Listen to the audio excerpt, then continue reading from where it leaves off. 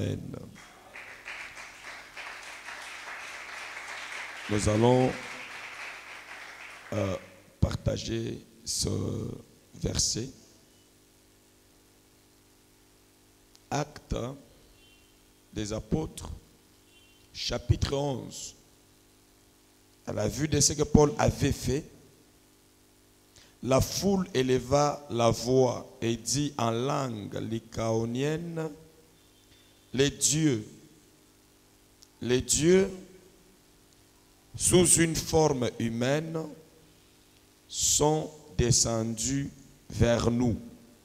Les dieux, à la vue de ce que Paul avait fait, les gens qui ne faisaient pas partie de l'Église ont vu dans la vie de Paul un caractère supérieur, surnaturel, de puissance, d'onction, d'une action qui dépasse les limites de la connaissance naturelle.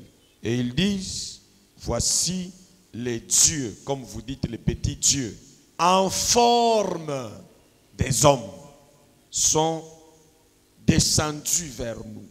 Je veux laisser la soif qui va te permettre de persévérer, de progresser dans ta marche avec Dieu sans te fatiguer.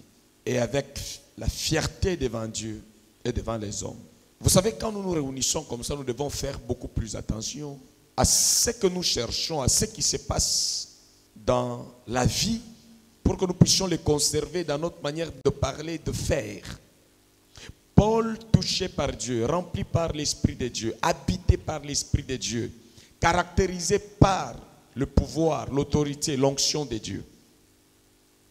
Dans sa part de vocation, il va manifester une vie qu'il ne manifestait jamais auparavant sans la plénitude et le revêtement de l'Esprit Saint.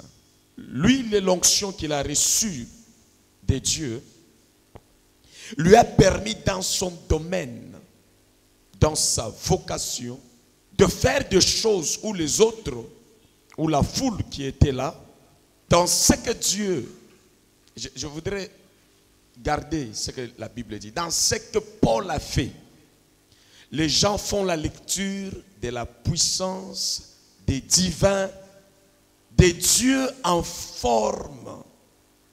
Vous savez, quand on dit Emmanuel, Christ, Jésus-Christ qui va naître, on l'appellera Emmanuel, Dieu parmi nous. Autrement dit, on dit, même Jésus-Christ, la naissance de Christ, caractérisée par la puissance, par l'autorité, par le miracle. Voilà, même langage avec Paul, dans la manifestation de la puissance, même langage que le ciel a reconnu à Jésus-Christ dans la manifestation de la naissance de puissance, de victoire. Emmanuel signifie Dieu en forme humaine. C'est-à-dire Dieu parmi nous. Et ce qu'on reconnaît ici, on reconnaît Dieu en forme humaine par les actions de Paul. Cet appétit en vous excitera Dieu à vous accompagner puissamment. C'est un caractère de quelqu'un qui est habité par Dieu, ses productions, ses résultats, ce que tu touches et ce que tu fais, si tu gardes la conscience et la flamme et la puissance de Dieu, tu produiras différemment des gens qui sont sans esprit, sans puissance et sans chargement de l'esprit. Pas les sorciers, la foule qui est autour de toi va sentir que ce qui t'arrive est différent de ce qui leur arrive. Bien, quand tu marches, c'est les autres qui constatent que, écoute, les dieux sont descendus vers nous sous forme humaine. Autrement dit, je veux dire quoi? Les Emmanuel, chacun devient un Emmanuel là où il est. Qui signifie Dieu sous forme humaine. C'est ça Emmanuel. C'est comme ça qu'il y a des gens qui s'appellent Emmanuel, Dieu parmi nous. Emmanuel, la manifestation de Dieu parmi nous. Emmanuel, la révélation de Dieu parmi nous. Et ici, Dieu se révèle dans les actions de Paul. Et les gens disent Emmanuel, Dieu sous forme humaine, descendu, venu vers nous. Dans ces moments de prière chaque jour, d'excitation des pensées pour qu'elles soient conformes aux pensées du Seigneur, tu ne peux pas échouer. Vous savez, cette dimension, c'est celle qui échappe à beaucoup de gens. C'est quoi? Vous voulez qu'on sache que vous priez. Oui, ce n'est pas mauvais. Il faut que l'on sache qu'il y a la prière. Parce que ça quitte, ça porte une dimension d'évangélisation. Lorsque la prière est très individuelle pour soi-même, on la fait en cachette. Mais lorsque la prière travaille en forme évangélique, ça doit être une prière qui est entendue, où il y a des témoins, où il y a des gens qui savent qu'il y a un Dieu quelque part qu'il faut adorer, qu'il faut servir. On va affecter selon la pensée de Dieu et la volonté de Dieu. Tu ne vas pas te limiter à affecter les gens, à leur informer que tu pries. Mais ici, j'ai vu que dans les actes de Paul, les gens ont senti une supériorité, une domination par les résultats de ces actes. Maintenant, mets dans ton esprit que Dieu est le même, hier, aujourd'hui et éternellement. Si tu vas provoquer les choses qui vont permettre à Dieu d'entrer en action, il entrera en action. Si seulement Paul devrait toucher aux choses naturelles, on n'allait pas imaginer qu'il avait en lui la puissance d'aller au-delà des limites naturelles. C'est quand il est allé attaquer quelqu'un qui a un problème grave de maladie. Et lui a affronté ça. Et Dieu l'a guéri par les actions et les prières. Les mouvements, les actes de l'apôtre. Il a provoqué la puissance de Dieu. En allant vers ce qui est dur à supporter dans la chair. C'est comme ça que les hommes comme nous, il y a certains langages que nous n'allons pas répéter. Maladie incurable chez nous, ça n'existe pas. Pauvreté, ce n'est pas nous.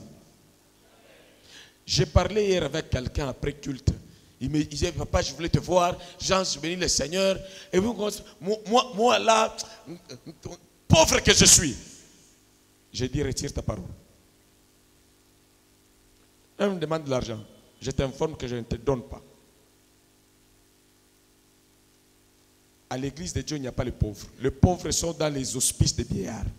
La Bible dit, au milieu de nous, il n'y avait aucun pauvre. Comment tu vas, après tout ce moment de prière, ça n'entre pas dans les systèmes. Et il y a beaucoup de gens qui se comportent comme ça. Vous pouvez rater quelque chose, non pas parce que Dieu n'est pas avec vous, mais parce que vous ne touchez pas ce qui nécessite la puissance de Dieu. Et Dieu ne touche pas tout ce que nous touchons.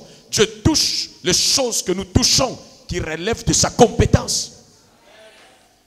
Vous êtes sur les petites choses, attendez que votre tante vienne intervenir. Vous touchez à des petites choses, attendez que vos voisins viennent vous aider. Vous touchez à des petites choses, attendez que vos amis viennent intervenir. Mais quand vous touchez de ce qui relève de la grandeur de Dieu, où tout le monde va dire, j'enlève ma petite main là-dedans, j'enlève mon pied dedans, c'est plus grand. Dieu va le confirmer. Il est pour nous le Dieu qui agit et qui montre sa puissance pour des choses où l'homme est limité, il a peur de t'accompagner. Alors quand l'homme dit, je n'arrive pas à t'accompagner dans ce programme, dans ce projet, n'arrête pas ce projet parce que l'homme a refusé de t'accompagner. Il l'a refusé parce que c'est un homme sous forme humaine. Mais si toi, avec l'onction de Dieu, tu vas provoquer les choses où le domaine privé de Dieu, le maître de l'impossible, tu attaques l'impossible, tu appelles Dieu à entrer dans ton impossible pour le rendre possible. C'est ça la réalité.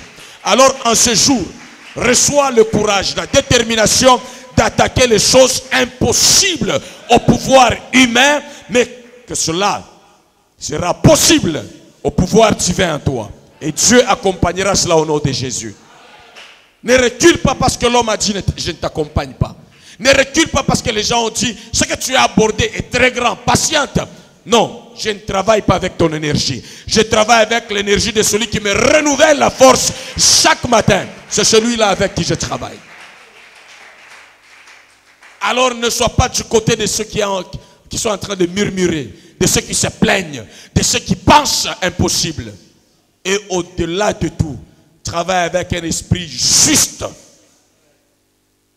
Dieu n'accompagne pas quelqu'un à aller voler, à aller détourner, à aller prendre ce qui est à autrui. Mais quand le divin est sur toi, il va te révéler ce qui est à toi. Tu ne vas pas te battre pour arracher le bien d'autrui, mais tu vas te battre pour arracher ta destinée devant Dieu. Et que ton esprit s'ouvre, ton cœur s'ouvre, pour que tu enlèves ton regard sur ce qui est à autrui, mais que tu te battes avec la crainte de Dieu, le respect de Dieu, pour prendre ce qui est à toi. Ce qui est à autrui, ce n'est pas à toi. Ce qui est à toi, personne ne l'a touché, personne ne l'a détruit. Tout de nous est caché en Jésus-Christ, dans les lieux célestes. Et ce matin, je monte avec toi dans les lieux célestes. Et je libère ma prière devant Dieu. Je commande ta portion de destinée. Je commande ta portion de miracle. Je commande ta portion de témoignage. Ta portion de ce qui était caché. Ce que l'œil n'a jamais vu. Que l'oreille n'a jamais entendu. Et qui n'a jamais monté au cœur de l'homme. Ton héritage là. Que ton esprit s'ouvre. Que tu les possèdes au nom de Jésus. Que tu entres sur le chemin de la conquête au nom de Jésus. Et sur le chemin de ce qui est à toi, il n'y a pas embouteillage, il n'y a pas perturbation. Parce que tu es l'unique à posséder cette énergie et cet héritage. Prends-le au nom de Jésus. Manifeste l'autorité de miracle, de pouvoir divin. Au nom de Jésus, réalise l'impossible. Réalise l'impossible. Avec le Seigneur Jésus-Christ, réalise l'extraordinaire. Réalise l'extraordinaire. Va au-delà des limites de tes diplômes, de tes études, de tes relations. Ce jour, ce soit un jour nouveau pour une vie nouvelle. Au nom de Jésus.